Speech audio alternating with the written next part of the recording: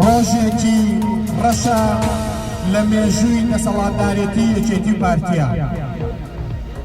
ئەمڕۆ ڕۆژەیەکە یەکێتی و پارتی سڵیان نەکردەوە لە ڕشتنی خوێنی هاونیشتمانی خۆیان، لە ڕشتنی خوێنی گەنجانێکی بەشخورا و بەشمەینەت. ئەمڕۆ ڕۆژەیەکە ئەگەر هەموو شارەکانی کوردستان لە بیری بکەن ئێمەی پەنابەران و ئێمەی ڕەوەندی کوردی بە هیچ شێوەیەک ئەو ڕۆژە لە بیر ناکەین و ئەمە بۆ مێژوو ئەمێنێتەوە مێژوو تۆماری ئەکاکە یەکێتی و پارتی بە خوێنی براکان گۆشکراون و ناسڵە منەوە لە ڕشتنی خوێنی براکانی خۆیان و تا ئێستاش تینوون بە خوێنی ملەتە و بە کوتی ئەو ملەتە. سیر نییە ئەگەر بڵێن هەفتەی شوبات و مەترسیەکانی ئەو دەسەڵاتە هێزە سیاسی هەرێمی کوردستان بە ئاگا هێنایەوە هاونیشتمانیان لەو ڕۆژەدا هاواریان بۆ ئەمڕۆ دەکرد.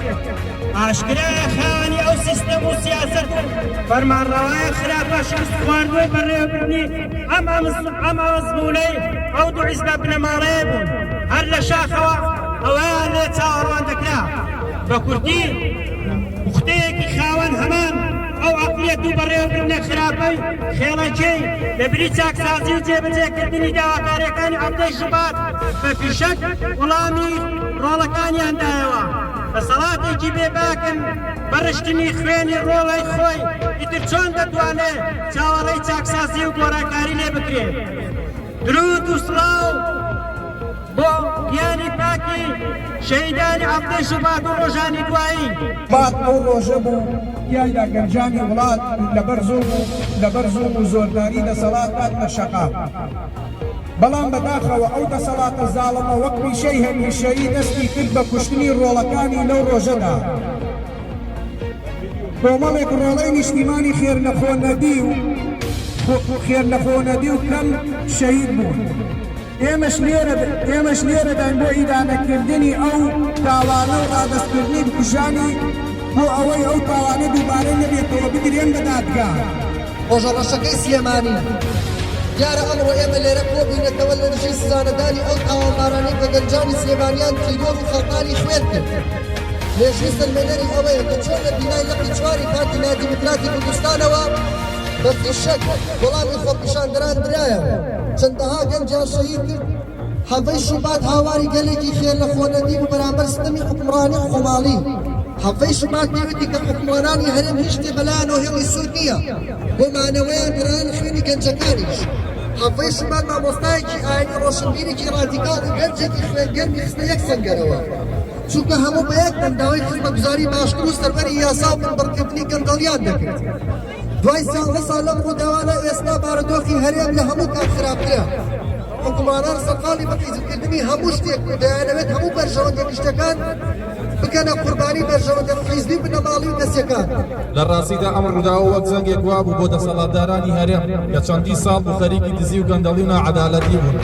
بەڕاستی خۆپیشاندانەکانی حەزبەی شوبات ڕۆژانی دواتر دەرئەنجامی ئەو زوو مستەمە بوو کە دەسەڵاتدارانی یەکێتی و پارتی لە هەوڵاتیانی خۆیان کرد. سیاسەتە شکست خواردوەکان نەتوانی سوود لەو زەنگ و ئاگادارکردنەوە ببینن بەڵکو بە ئێستاشەوە قوبارەی زوڵم و نادانی و گەندەڵیەکان گەورەتر و گەورەتر دەکەن. هەموو ئەمانەش پێمان دەڵێن کە دەسەڵاتدارانی یەکێتی و پارتی زۆری نەما و کورتوەتەنی بەدی زوڵم و ستەم لە ئەسەوەری دەبڕێن.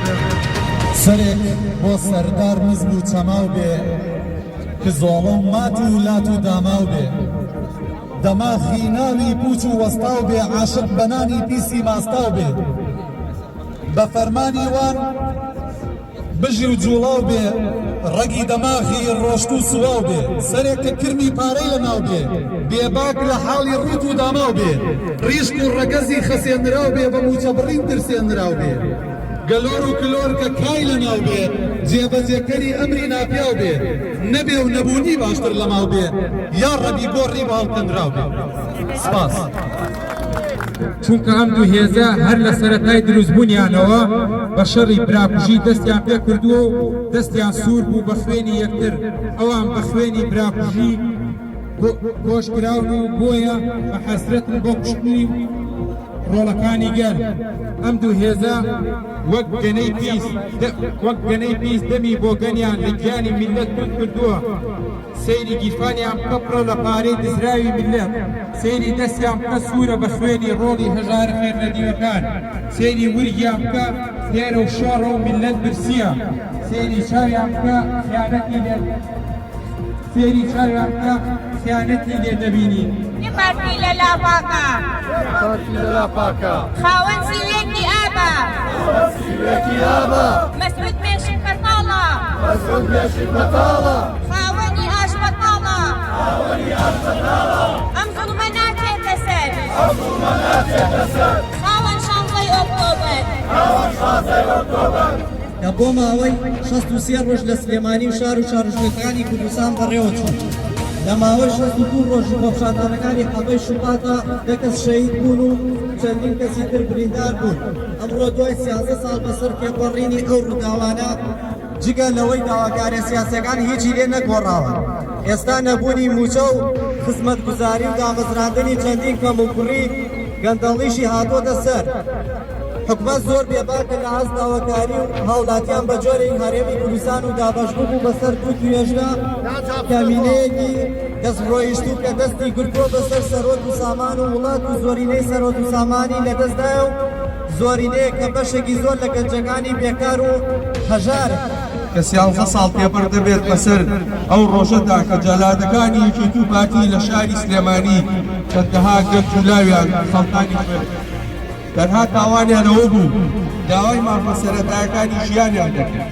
بەڵام بەداخەوە لە تیاتی بەدەمەوە هاتن و جێبەجێکردنی داواکارەکانیان شەهید کران ئێمەی ئازادی خوازان بۆ هەمیشە ئەم ڕۆژە خوێناوی میلەتەکەمان لەبیر ناکەین هەموو ساڵێک لە حەبەی شوباتدا ئەم ڕۆژە وەبیر دەسەڵات دێنینەوە و پێی دەڵێن پەڵەڕەشەکانت وەسەر پەڵەڕەشەکانی ناوچەوانێک کە 31 ساڵ لە حکومڕانیان جێبەجێکرد مانی پێدانیە خۆپشاندانەکانی حەبەی شوبات ڕۆژانی دوایی بۆ تەرخانێکی مێژووی بۆ تەرخانێکی مێژووی بچونداری ناڕەزایەتی خەڵکی هەرێمی کوردستان بوو دوژ بە کۆرەکارەکانی دەسەڵات بە دوای نان و ئازادی و مافەڕەواکانی خۆیان بۆیە بەداخ بۆ لێککەوتەکانی دواتر پێچەوانەی ئامانجی ئەفسامەکان ئەوەی چاوەڕوان نەزدەکرادەم بۆ حیزبەی دەسەڵات بێگوێدانە بەهای مرۆڤایەتی و هەڵگرتنی بەرپرسیارەتی خۆیان بە بڕی بەدەنگ هاتنی داواکاری خۆپشاندەرانی خەڵکی کوردستان بەشبەینەتی کوردستان هیچ جاکارێکیان نەکرد لە نێوان ژن و منداڵ و پیر و گەنجی خۆپشاندەران بە پێچەوانەوە